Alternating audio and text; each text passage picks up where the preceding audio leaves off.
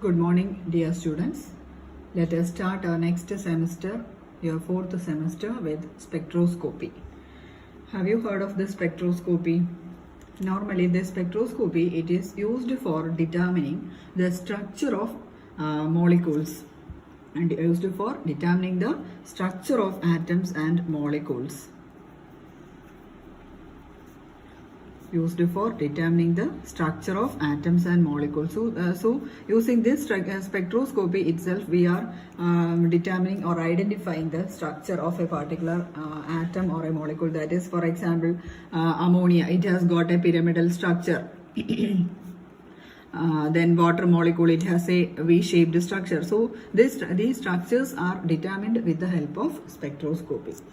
And also this spectroscopy, it arises, or this branch it deals with the study of the interaction of electromagnetic radiations. Have you heard of this electromagnetic radiations? Electromagnetic radiations means they are a group of radiations, that is, for example, cosmic rays, radio waves, then microwaves, infrared, etc. Isn't it? Visible radiation, etc. These are all electromagnetic radiations.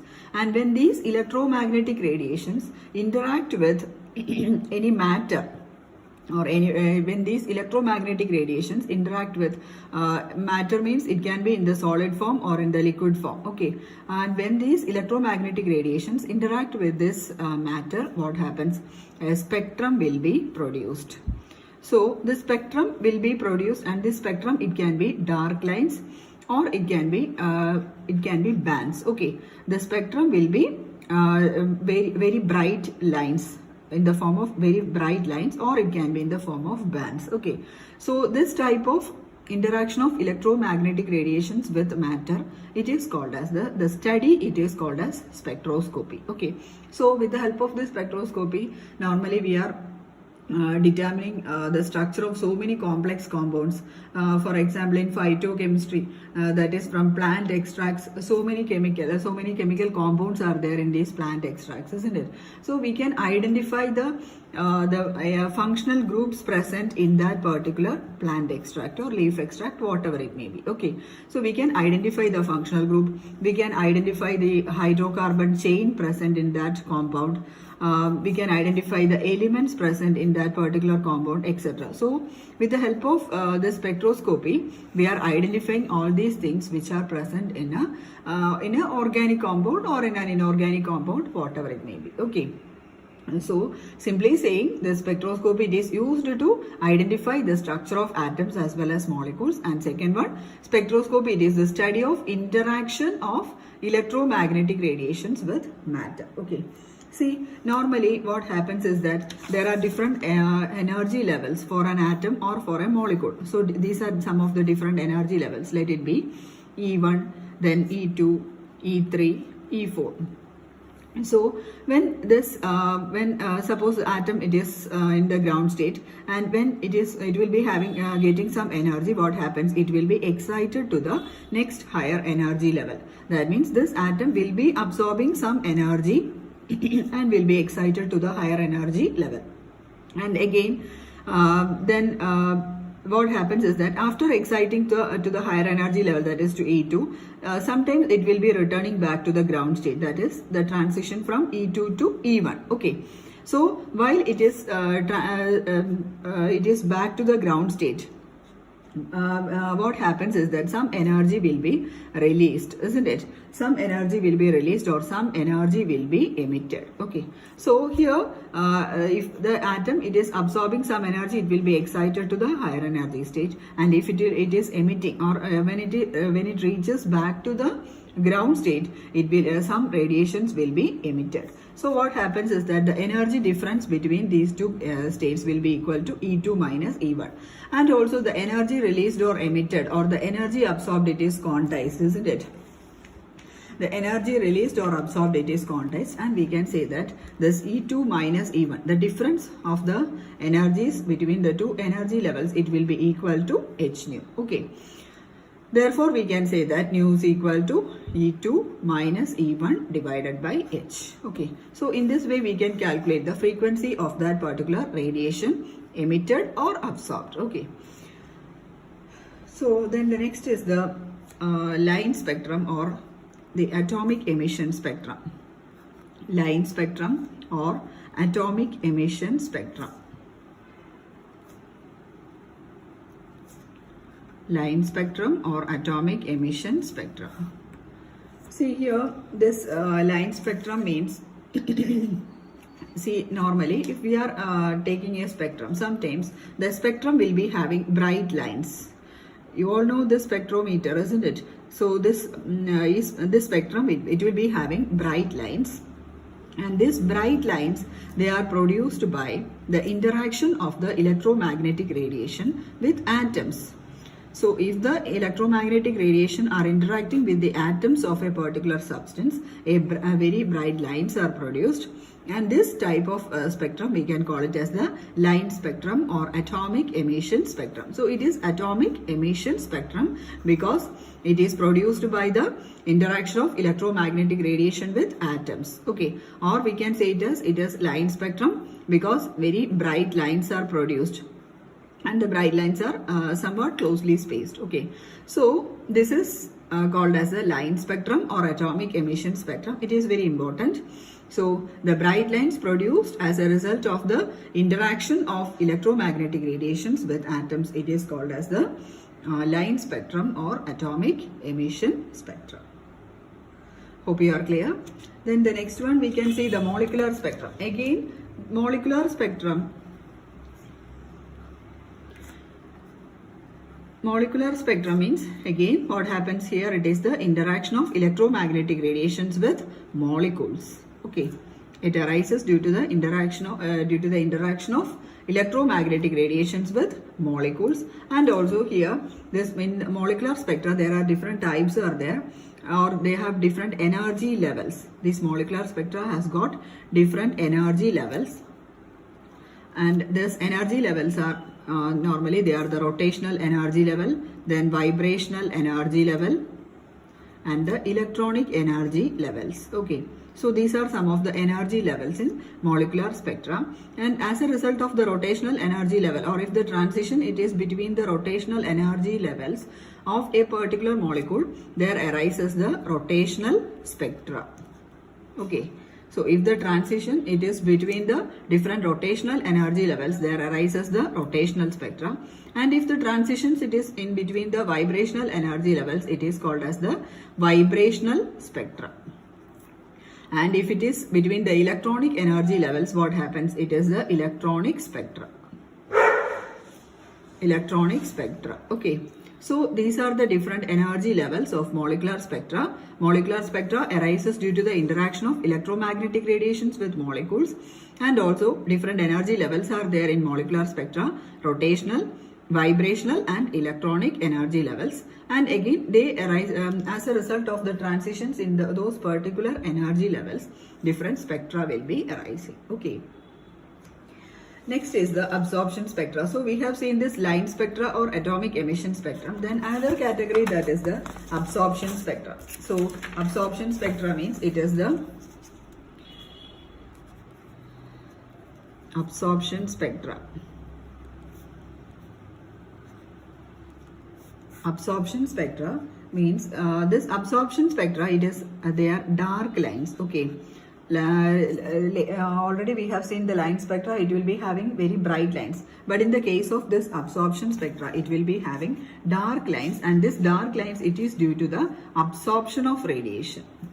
Okay, this dark lines, it is due to the absorption of radiation.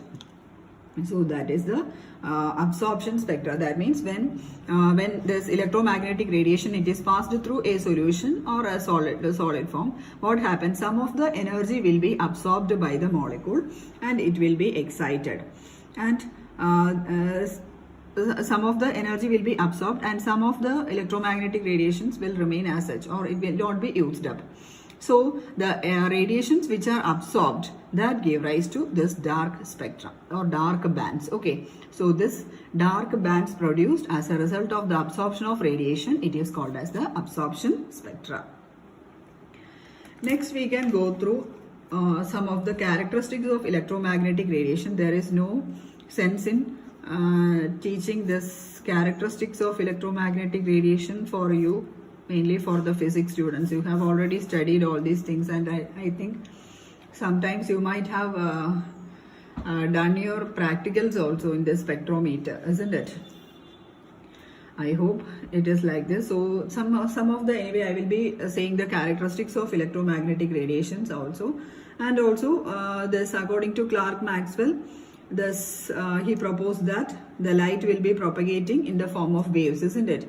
And these waves, it will be having, light will be propagating in the form of waves, and these waves will be associated with, and the waves will be associated with electric and magnetic fields. Okay, these waves will be associated with both electric and magnetic fields, and hence it is called as electromagnetic radiation. So we can define electromagnetic radiations are as the radiations which are associated with electric and magnetic fields. Okay, then going through the characteristics. First one, that is the amplitude of an electromagnetic radiation. Amplitude of an electromagnetic radiation. See, suppose this is an electromagnetic radiation, or this is a wave.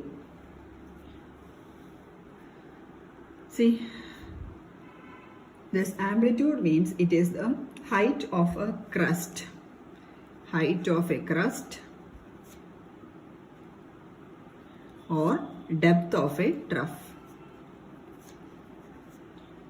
Height of a crust or depth of a trough. See, this is the crust, isn't it? This is a crust. This is also another crust. Then this is a trough. So this amplitude means it is the height of the crust. So this is the height of the crust, or this is the depth of the trough. So amplitude defines the height of the crust or depth of the trough of an electromagnetic radiation. And also this amplitude determines the intensity or brightness of the radiation. Amplitude determines the intensity or brightness of the radiation.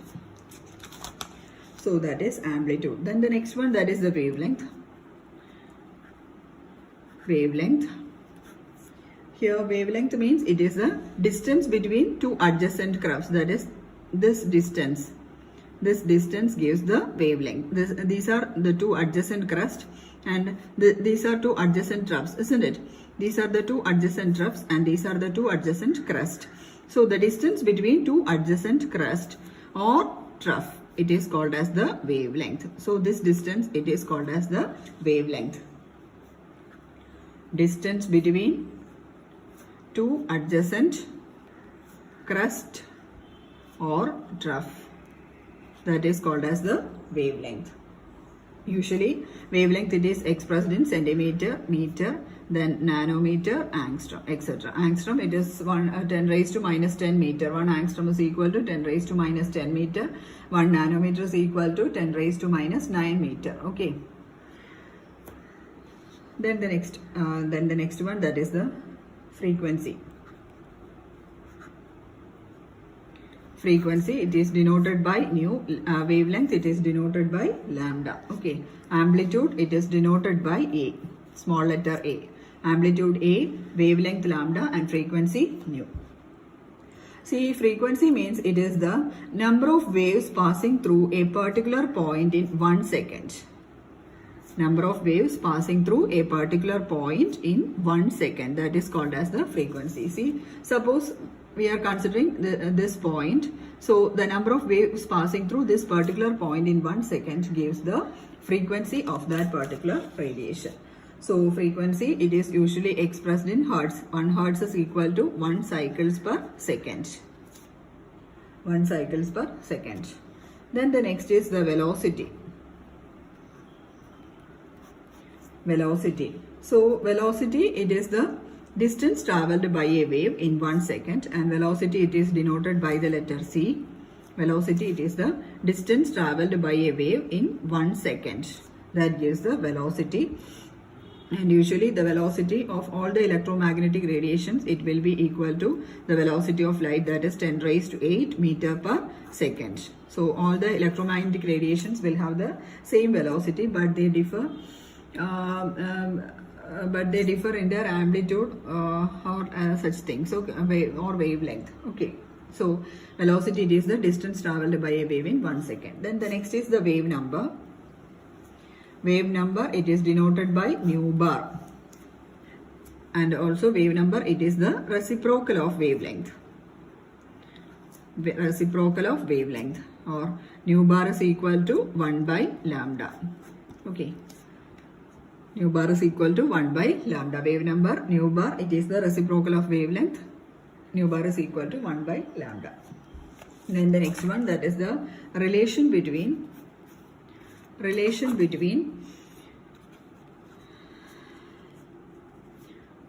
lambda c and nu frequency. Okay, that is, what is the relation connecting these three: wavelength, velocity and frequency.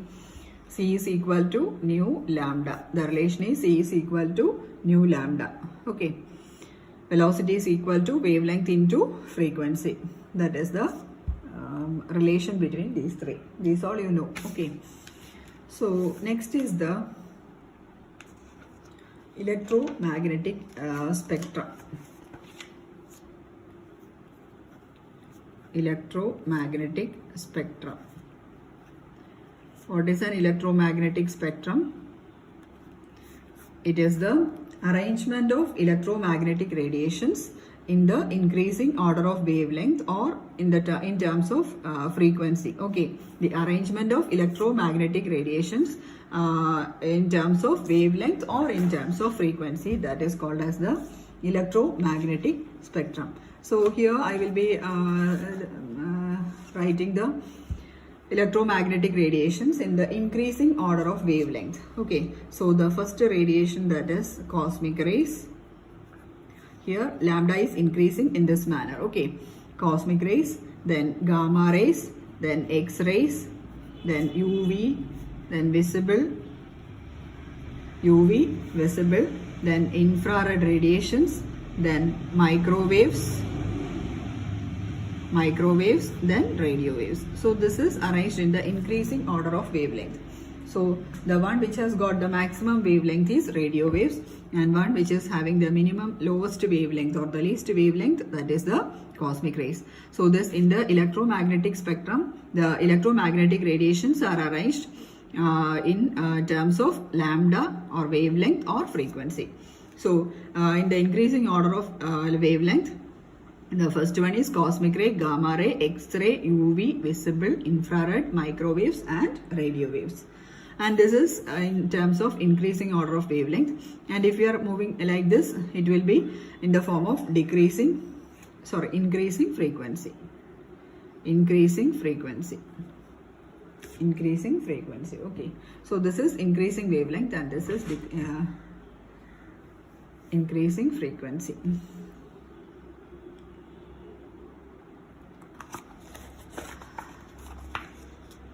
Then the next one, that is the Born-Oppenheimer approximation. This is very important. It is usually asked in a section B part. Okay, Born-Oppenheimer approximation. Born-Oppenheimer approximation.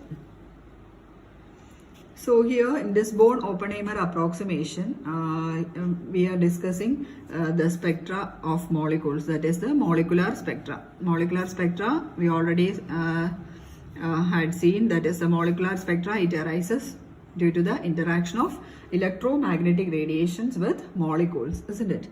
So here this molecular spectra, it has got three types of transitions, that is the rotational transition, the vibrational transition and also the electronic transitions. Okay, sorry. And also the electronic transitions.